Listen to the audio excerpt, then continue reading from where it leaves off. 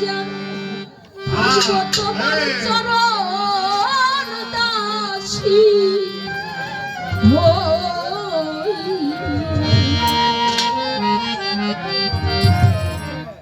পাপী দেহ ধন্য হয়ে বাজান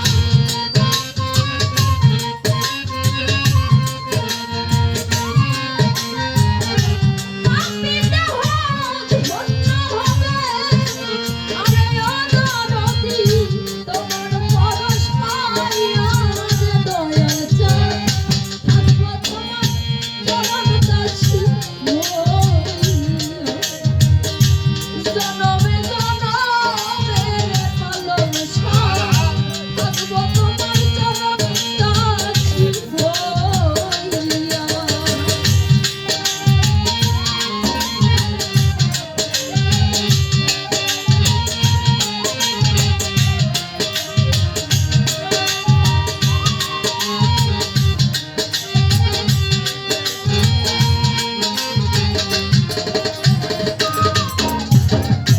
ওরে বাজান কেমন যেন হইয়া গেছিল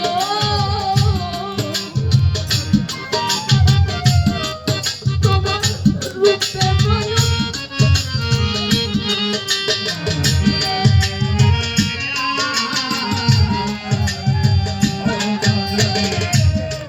জানি কেমন যেন হইয়া গেল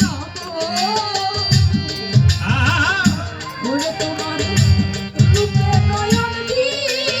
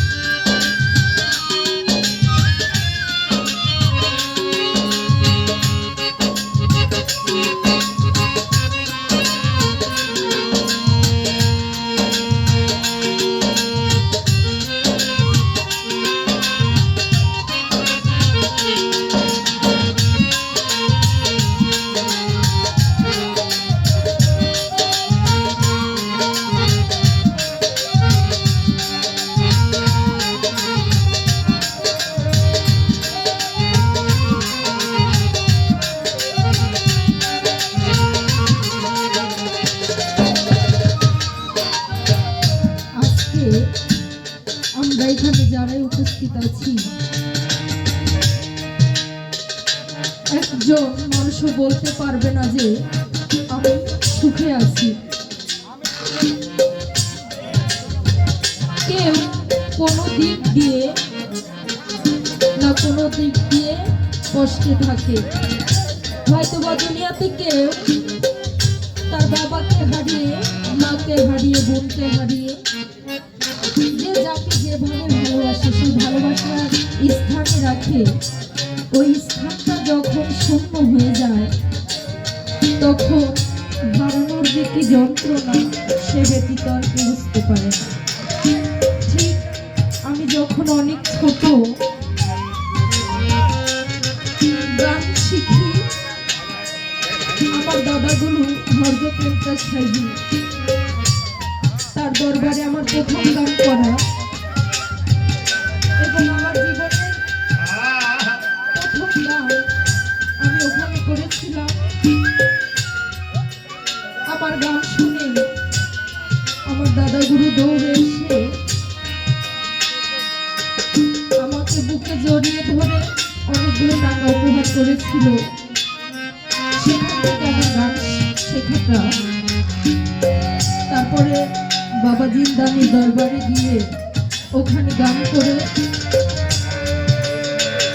অনেকগুলো টাকা উপহার পেয়ে আমার দাদার কাছে নিয়ে গিয়ে দিলাম।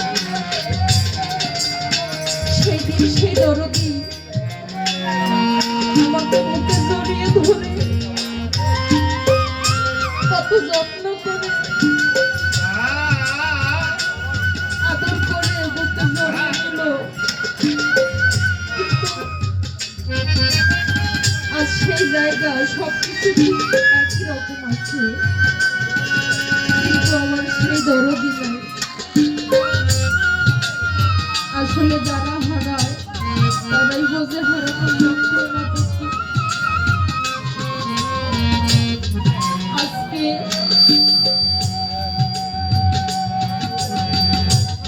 আমার সেই দাদাগুরু মানব সাইজি এখানে যারা সাইজি ভক্ত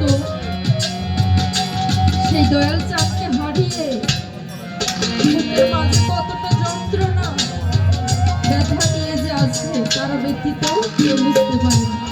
তাই কবি কি বলছে, ওরে কাঙ্গালেরই বান্ধব তুমি রে, করিয়াছো লুকাইয়া পালন শাস্তি, করিয়াছো লুকাইয়া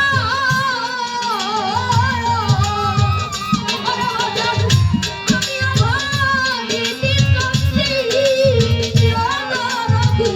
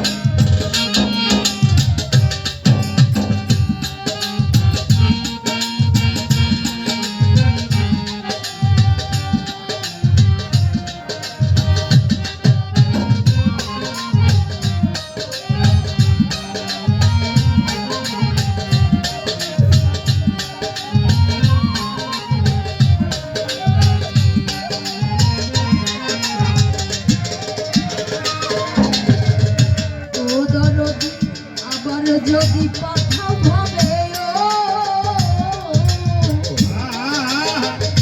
ওরে তোমার দুর্লভ জন্ম দিয়ালে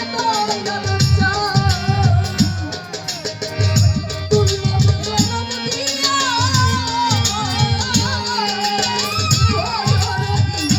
আবার যদি কথা ভাবে রে দয়াল দুর্লভ জন্ম দিয়া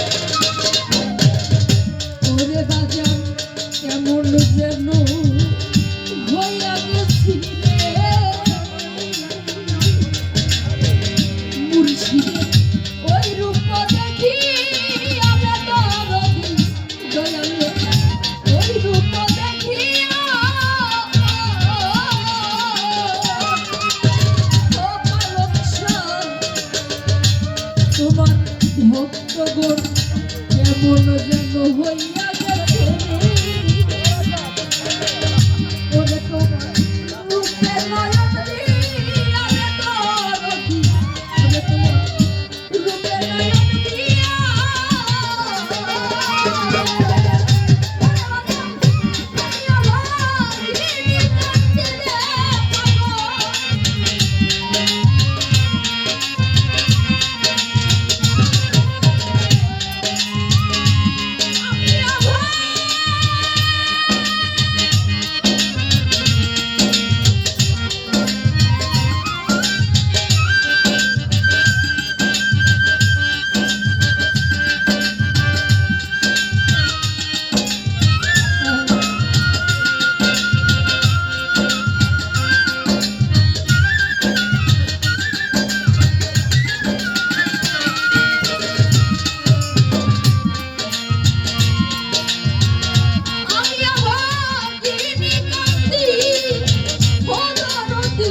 তোমার